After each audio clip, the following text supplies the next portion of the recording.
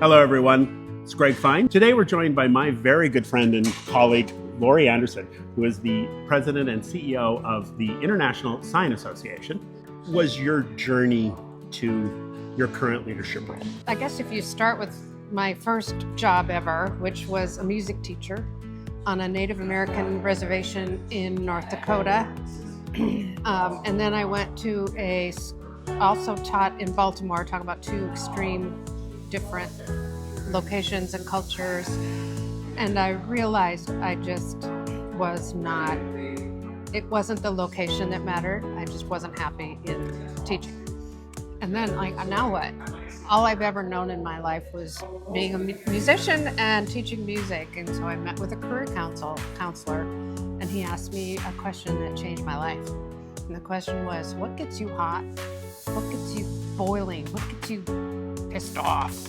And I said a politician. I won't say the name, but I said a politician, and he said, why don't you go into politics? And I said, I'm a former music teacher. 9 months later, I convinced a member of Congress to hire me. And then associations were coming in to lobby me. And I said, I could do that. And so then my next aspiration was to be a lobbyist with an association.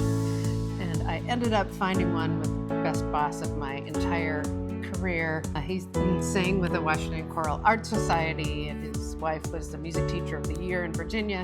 And so we hit it off that way. And as I grew and ended up running that department later on, like a decade or more later, then I want to take the next leap and run an association.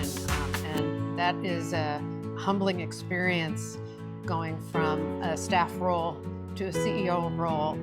And it's where I've been ever since. And I just love what I do.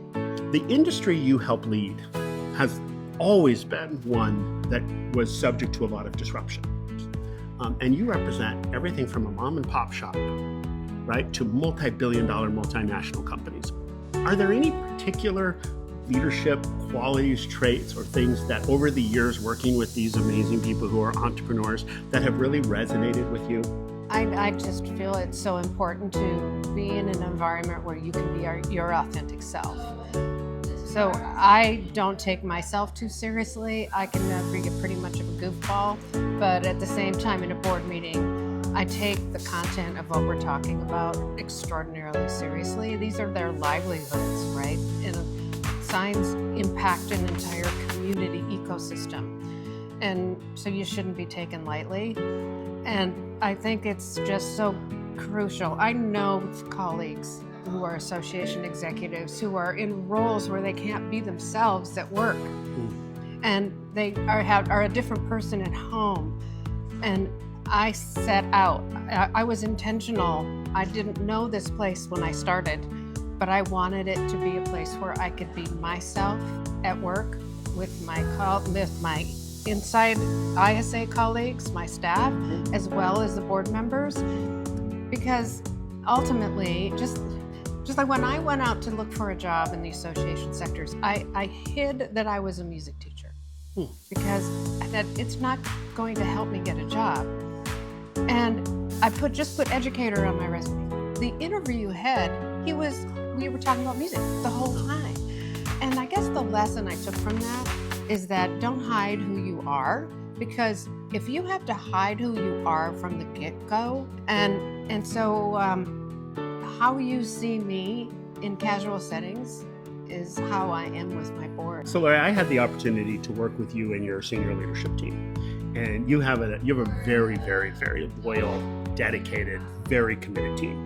But as I thought about your leadership and how you were leading that team, that I'm not so sure that being a music teacher didn't actually prepare you to be a better leader of people, because you actually do a very good job of allowing your individual partners in leading and running your organization to sing their part, to have their place, right? Like if you have an alto, you don't force them to be a soprano, right? And right. So right. talk to me about the key to leading this amazing team. I believe you should meet people comfortable where they are. And I make mistakes. Everyone makes mistakes. Every time I have tried to project onto that person what they should be, it just backfires. So meet them where they are. And I joke with the board at times that being a middle school teacher was great preparation for being a board member. But in reality, it's conducting an orchestra or a band. It's like, and so this is your time to shine. And the rest of you need to back up a little bit. And it's a similar mentality, but I really believe in that authenticity, not just for me, but for everyone on my team, to be able to be who they are. What single piece of advice would you give somebody who's beginning their march towards taking an apex role in an organization? I have talked to young folks who are in this profession. One is public speaking. And by public, I don't mean a 1,000-seat arena, right, or an auditorium. It's even being able to have a meeting with a team and be confident in how you speak, able to articulate your vision to one person or 1,000.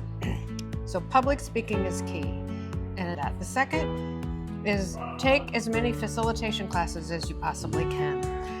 My career started taking off when my boss, that same musician boss, said, "Lori, you're going to start an entire international program for this association." I thought I had to have all the answers.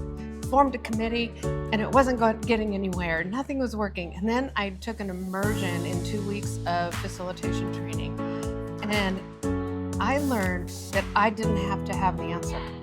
And I was so stressed because I had to come up with how to build this international program. And I discovered I didn't have to. But if I helped everyone else around me create an international program, we all rise. And when that clicked for me, and that together with the speaking and being very comfortable in front of a group, my career took off. Middle school music teacher to association CEO, to do something other than being an association CEO, and you've got a lot of runway left, so maybe you can still do this. Have you ever thought what that would be? Well, I love public speaking. Okay. I mean, if I had a niche or a gimmick or a shtick who I could go out and just be keynote speaker, I would do it, and I love doing that. That would be what I would do. This was Leadership Chats with Greg, here with Lori Anderson. Thanks for joining us today. And Lori, thanks for your leadership and all you do. Thank you so much.